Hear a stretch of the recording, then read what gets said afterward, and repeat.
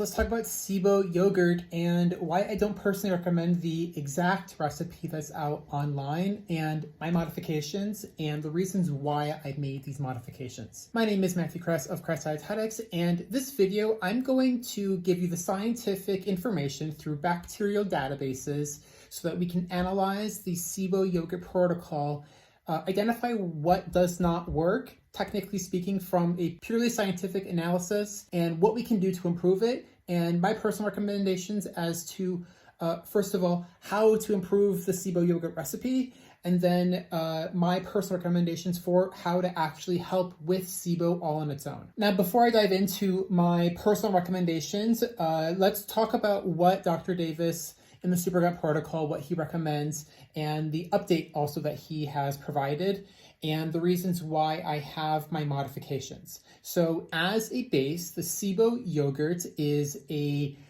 milk medium where you ferment the probiotics of L. reuteri, L. gasseri, and B. subtilis. You take these three microbes, you put them into a jar, and you ferment them with some prebiotic fiber, usually. You ferment them at 36 degrees Celsius for about 36 hours. Now, my first concern is that that is way too long of a fermentation, and his first error as someone that works with fermentation on a daily basis, fermentation should never, ever, ever be deemed complete through time. That's not how fermentation works.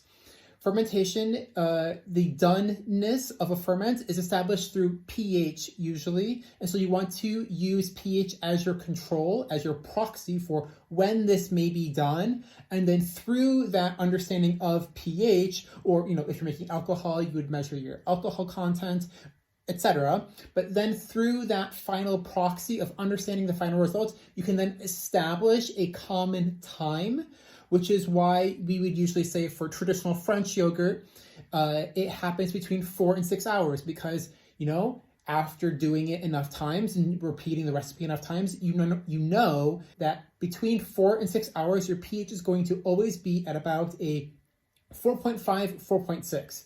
That's why we say time at that point. But you cannot use time as your first proxy for understanding when a ferment is done. You must find your final metabolites and then establish a time reference, not the inverse. All right, so now let's look at the official database of L. gasseri so we can look at the science. What does this microbe prefer? All right, so here we are on BacDive, which is the official bacterial database. Those who are familiar with my channel will know this resource that I use quite often. So let's look at Gasseri, so Lactobacillus gasseri. And we're going to look for, the first one actually has a fantastic amount. It's got a check and it's got a lot of strain numbers. And so what we'll know is that this one is going to have more information on it compared to the ones that are underneath it. If you have a specific strain number that you're interested in, find that specific strain and then look that one up. But for general information, all L. gasseri is going to ferment about the same way. So we'll go to the first one. All right, so what are we looking at? Lactobacillus gasseri is an anaerobic, mesophilic gram-positive bacterium that's isolated from the human. So when we do fermentation, there are three factors that we humans can control. You cannot control a microbe and what the microbe does, but you can give it optimum, or you can give it, you can deprive it of certain conditions so that it does or does not ferment. As humans manipulating microbes, if we give it its preferred environment, it will do well, it will ferment, and it will proliferate. And so those three factors that we can control are food sources, temperature range, and oxygen availability. Then, with these three in mind, we can then measure pH or measure its metabolic results, what is being produced from this microbe, and infer, is it fermenting, or is it having respiration, or is it actually having some type of metabolism that is going on. And so, when we look at L. gasseri, the three things that we're going to pay attention to are what's its preferred temperature range, what's its preferred oxygen availability, and then we'll look at its preferred food sources. So, as we go down, we are going to see So temperature ranges. This is the first one. Growth all at 37 degrees Celsius. Now, this is good because this means this is body temperature, which means that when you take L. gasseri as a probiotic or in a probiotic that you've cultured into a ferment, you will know that this is a type of microbe that can take hold in the gut. It is not going to be a transitive microbe. It is going to be a microbe that can take hold in the gut microbiome and positively influence your gut microbiome. We also see that it does have growth between 37 and 45 degrees Celsius. So that is body temp and then a little bit above body temp. Let's see, hang on, what is 45 degrees Celsius in Fahrenheit? That is 113 degrees Fahrenheit. Okay, good to know. Next, what is the preferred oxygen availability of L. gasseri? And so what we're going to see here is it's going to be anaerobic. It's going to be mainly anaerobic. A lot of lactobacillus, so lactic acid bacteria, are going to be preferring a oxygen poor environment. And so what we can do is we can also scroll up. We can look at the taxonomy of our specific microbe. And when you look here in the order family, you will see the specific type of classification that it falls under. And from these classifications, you can look up, what do lactic acid bacteria, these bacteria that make acid, what do they prefer? And you can usually know that a lot of lactic acid bacteria prefer oxygen poor environments. And they will not do well in oxygen rich environments, meaning that if there's too much airflow or you have too much headspace in your ferment, your ferment will be more likely to be contaminated and you may not get the result that you're wanting. And so what this tells us is that when we're making a yogurt, we're going to fill our yogurt jar all the way up to the top. We're going to put a lid on it and we're going to seal it down pretty tight and then unscrew it so that there can be some gas let out just in case. Because it is not completely anaerobic. It is a facultative anaerobe, mainly. All right, so moving on. So we know that it prefers body temperature ranges so that when we put this type of microbe into a medium, it will like to be at 37 degrees Celsius or body temp. And it's going to prefer an oxygen poor environment. So now, what kind of metabolite is it going to use? What are the foods that this specific microbe wants? And so we're going to look at metabolite utilization. First 10 entries are displayed. Click here to see all. And so what we're going to look at is these are, when you go into a microbiology lab, there is going to be a certain set of metabolites that are used in order for us to understand what a microbe does and does not like. And so because this is a lactic acid bacteria, we know that it's going to create acid. And so what we can do is we can put samples of this microbe on a variety of metabolites and we can see, is there acid that is made from it? And if there is, we can then infer that it does metabolize this specific metabolite, the specific sugar. And so when we go here, we will see that, so it does metabolize fructose. So you can use more fructose-based sweetener. So you could probably use honey. You don't want it to be pasteurized because raw honey will have other microbes. You don't want to cause contamination. It doesn't like fucose, which is a fructose similar type of sugar. It does use galactose, which is a good sign because there's going to be galactose and lactose. Let's go down to lactose. Where is it? Right here. Yes. And so we know most lactic acid bacteria will do really, really well in a milk medium. And so if you want to amplify, what you can do is you can do milk and then you can add milk powder to it to have a really strong milk-based metabolism. One important point that I do really want to make is that when we look at inulin, there is a negative. It does not ferment. It does not, this microbe, L. gasseri, it is impossible for it to use inulin. If you put inulin in front of this bacteria, it will not eat it, full stop, no exceptions whatsoever. If you add inulin to this ferment, you are hurting your bacteria's ability to produce CFUs to grow. If you add inulin, you will have a lower bacterial count at the end of your ferment as compared to someone that used milk only, for example. And so what also does it use? It uses a bunch of random other ones. And so usually what's just most helpful is finding an easy medium. Milk is a very easy medium for people to use. And so galactose and lactose, it does use glucose. And then as we go down, it uses N-acetylglucosamine. It does use nitrates. So for nitrate, what will happen is that when you make this ferment, you may see like a small gas bubble come up and we'll see small holes, very, very minimal nitrate respiration. And so you'll get maybe a gas bubble or two coming out of it, but it's very minimal and I would not base my fermentation on that. Next, and it does use sucrose. So you could add like a tablespoon of sugar in there. But one thing that I really want to press upon is that bacteria, microbes are very simplistic. If you give them a buffet of things, you may overwhelm them. Bacteria really, really like to have one specific metabolite and amplify that one metabolic chain, that one metabolic pathway. If you give a bacteria too many options, you are essentially dividing its attention and you are creating the microbe will have better natural selection within itself if you are able to amplify one specific pathway rather than giving it so many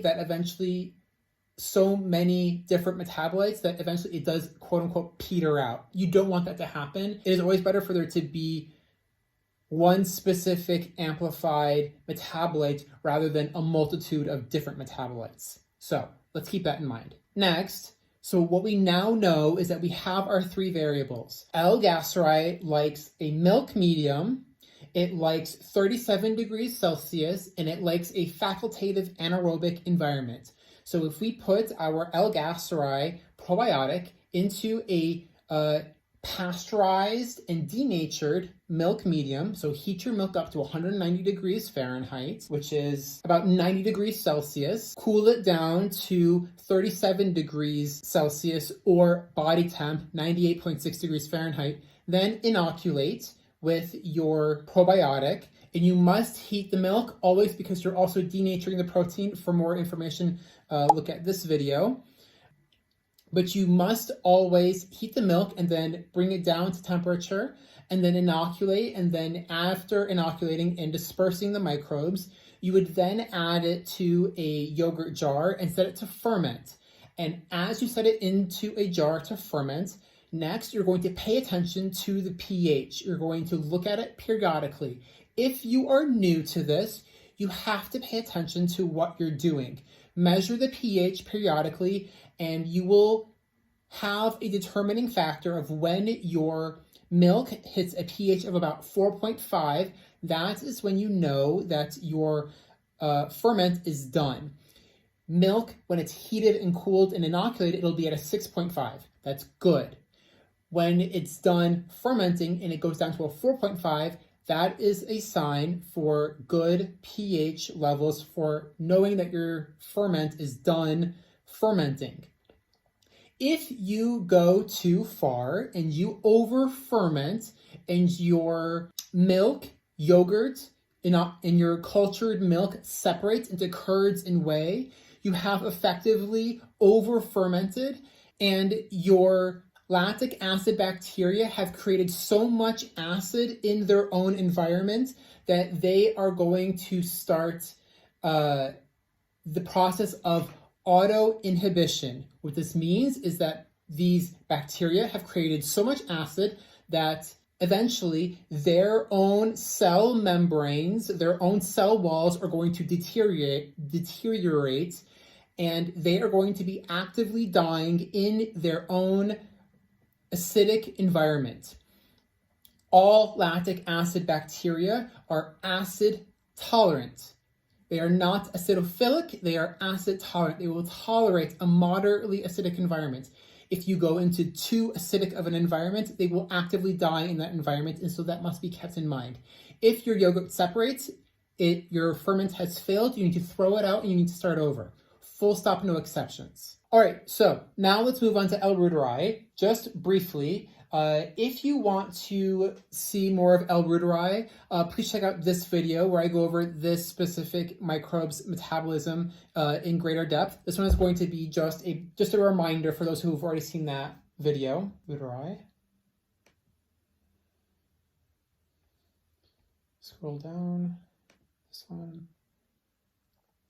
All right, so temperature, oxygen, food. What are the three? Temperature. L. reuteri likes a 30 to 45 degrees Celsius, which is about 86 to 113 degrees Fahrenheit. So we have that. It is also a facultative anaerobe. It is considered a lactic acid bacteria, so it is the same oxygen conditions. It does have a slightly larger temperature range that it can ferment in, but we know that both of them ferment easily at a 37 degrees Celsius body temperature. And so using both of them at the same time with the same temperature range is a good idea, and you can do that. Does it also ferment milk? And so we'll go here, click expand. It does not ferment inulin, once again.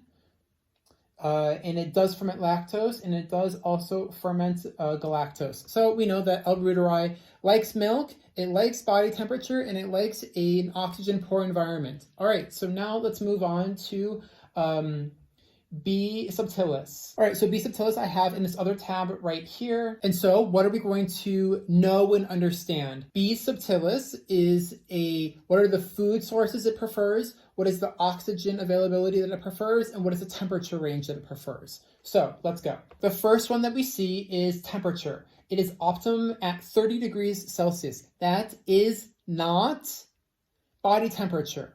That is not body temperature. That is slightly below body temperature, and that needs to be kept in mind. 86 degrees Fahrenheit. So a warm tropical climate type of temperature range. Next, what kind of growth pH does it prefer? It prefers a growth pH of about 6, which is neutral. Is this a lactic acid bacteria? Let's look. No. It would say maybe acid forming here, but we'll go down to the metabolites. Carbon source. In the other one, it said acid forming, builds acid from, and here we are not getting any of that, which means that there is no acid being produced here. And so we cannot use acid as the same proxy for understanding if it's done or not. Let's go back up to oxygen preference. It is a facultative anaerobe. You know, I have the ability to go and look up this microbe anywhere else, and you can see that it has been isolated from Natto. Natto, where they ferment soybeans that have been inoculated with this spore-forming bacteria. Now, because we know that B. subtilis is the main microbe used in Natto for specific, these Asian types of fermentations, we can know, and we see that it is spore forming.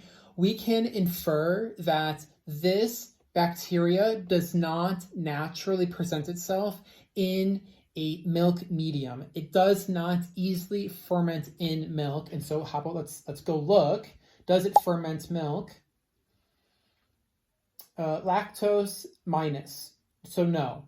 And then I see that they didn't even measure for galactose, which means they saw lactose no, and they said we don't even need to test for galactose. Maybe I'm inferring. You cannot make a bacteria ferment something that it doesn't traditionally ferment. You can't try to put yogurt cultures into grape juice and make wine out of it. You cannot do that. It won't work. You cannot take Natto microbes, put it in milk, and expect yogurt. It doesn't work. Honestly, you can't do that. And so, what is my big recommendation from all of this? If you want the B. subtilis, you must do a separate fermentation, or you must have this as a probiotic separately. If you try to put this in your yogurt medium, in your milk medium, first of all, you're throwing out your probiotics, you're wasting them, because the other two, L. reuteri and L. gasseri, are going to outcompete it so much that these guys will simply die from lack of nutrition. They'll die of starvation. And so do not put B. subtilis in a milk medium. It will not ferment and you will not be successful. And if you were to put it into a lab environment, you would see that you'll get negative signs next to your B. subtilis because it just simply won't be existent. It will have died. So what can you do? You can either take your B. subtilis probiotics as a capsule next to your yogurts, or you can do a separate Natto type of fermentation all on your own. And oh my goodness, what a concept. Having 3 square meals a day and having a variety of foods when you sit down to eat a meal.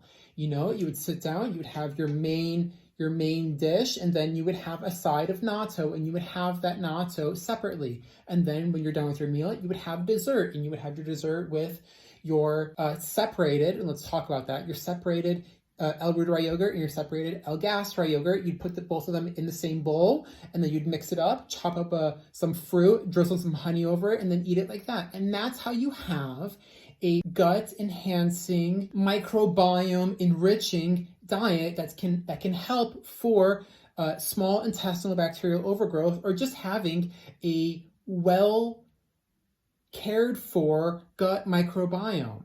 If you want more, honestly, just just ask the internet, how does B. subtilis ferment? What is needed for it to do well and thrive? And you will see that it prefers, a warm environment, it prefers oxygen. You watch a recipe on how natto is made, and you can use your eyes and use your common sense that this probably won't work in milk. This will work in, a different type of ferment. And so this is the reason why the SIBO yogurt recipe has such a high fail rate and needs to consider the fermentation preferences of each individual microbe. All right, so what would I actually do instead? I would take my L. reuteri probiotic capsules, and I would take my L. gasseri probiotic capsules. I would heat my milk up to 190 degrees Fahrenheit, 90 degrees Celsius. I would cool it down to 37 degrees Celsius or body temp, 98.6.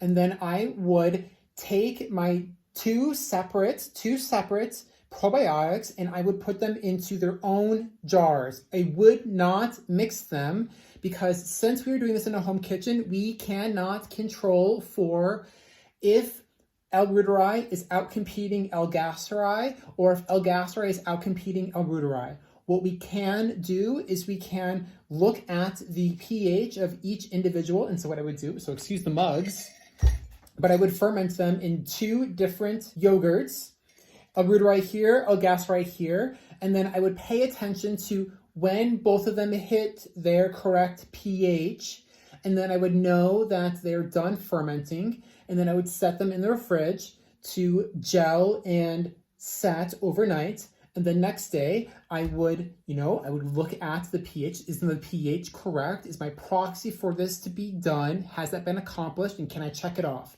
Yes, good job. Then I would take spoonfuls from each individual one into my bowl.